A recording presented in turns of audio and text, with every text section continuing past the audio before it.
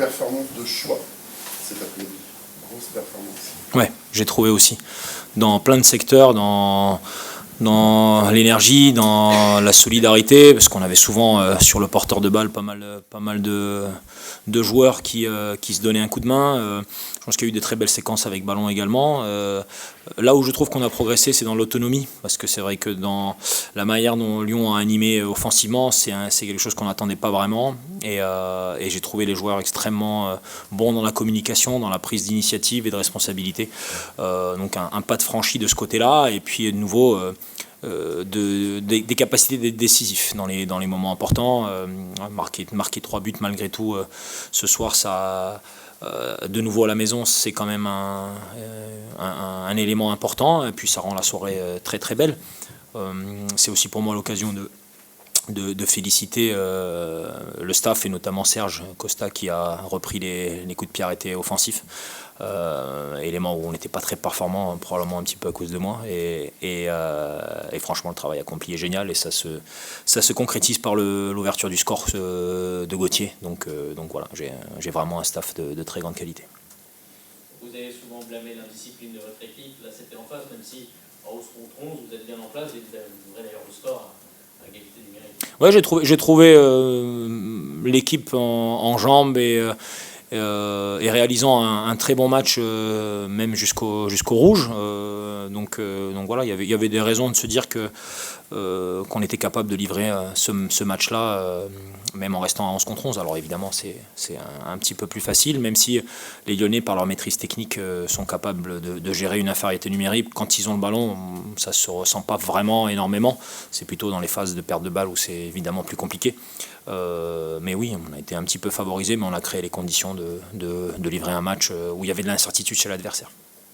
Le Hack a démontré que face au gros, maintenant ça passait. Il y a eu Nice dans un premier temps. Aujourd'hui Lyon, même si Lyon est derrière en classement, ça reste Lyon, ça reste une équipe qui... Oui, c'est 4 victoires d'affilée. Ces 3 derniers matchs. Oui, c'est... Pour nous, on considérait ça comme un grand match, parce qu'on des joueurs internationaux face à nous, une écurie, un historique, on n'efface pas ça comme ça. Et évidemment que leur dynamique laissait à penser qu'ils avaient un petit peu oublié leurs problèmes, et qu'ils étaient devenus de nouveau performants. Donc ça rend, je pense, le match, le contenu et le résultat encore plus méritant chez nos garçons qui ont fait preuve d'un cœur exceptionnel. Avec quelques changements dans le 11 de départ, notamment ce duo d'attaque qui était inattendu de l'extérieur. Oui, c'est pour ça que, quand je le dis à chaque fois, on fait preuve de beaucoup de flexibilité, on essaie de s'adapter à ce que l'adversaire va proposer. Nous avions ciblé un besoin de profondeur, de courses multiples vers la ligne de hors-jeu, qui évoluait relativement haut. On n'est pas passé loin du premier carton rouge où Josué est hors-jeu de quelques centimètres.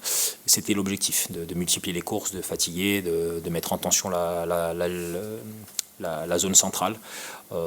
Et je pense que ça a plutôt bien fonctionné avec les profils. Et encore une fois, un trio au cœur du jeu qui a été brillant. Oui, c'est vrai qu'on progresse dans la maîtrise, dans la capacité aussi à prendre des responsabilités et à organiser pour être relativement en place même quand on perd le ballon. Je pense que là, ce soir ou cet après-midi, par rapport à Caen, on était encore un petit peu meilleur dans cet aspect-là.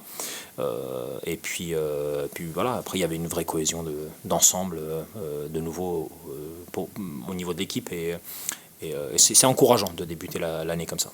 Oui, Lucas, on sait que oui. la route est encore longue, hein, mais oui. Voilà, 22 points après 18 journées. En tout cas, c'est vrai qu'il y a quand même le profil d'une équipe qui a tout pour assurer son maintien en Ligue 1. Oui, mais moi je pense que ce qui nous manque, c'est notre capacité à être performant à l'extérieur et de livrer des matchs consistants, d'avoir des entames de matchs qui soient de même nature que ce que l'on a ici au Stade Océane. Et autant je prends énormément de plaisir avec ce stade rempli de vivre des soirées comme ça. Et au passage, ça me permet de souhaiter joyeux anniversaire au KCM qui fête une date importante, mais j'aimerais qu'on puisse réussir le défi de livrer des matchs à l'extérieur aussi complets et aussi consistants. C'est notre challenge, et je pense qu'on a les moyens de le faire, et on a surtout appris les leçons des 6 premiers mois. Ok. Non, juste simplement, Une dernière. tu n'as jamais dit quel objectif point il fallait au HAC atteindre. Tu le situes à quel niveau? Je crois que le coach de Lyon disait à 34-35 ça peut passer. Toi, tu l'as fixé à quel? Moi, je considère que un tout petit peu au-dessus d'un point par match, c'est généralement suffisant. Maintenant, nous, en tant que club, on ne peut pas se fixer ça comme objectif. On doit regarder un tout petit peu plus haut pour avoir un petit peu de sécurité et pas jouer le maintien sur la dernière journée.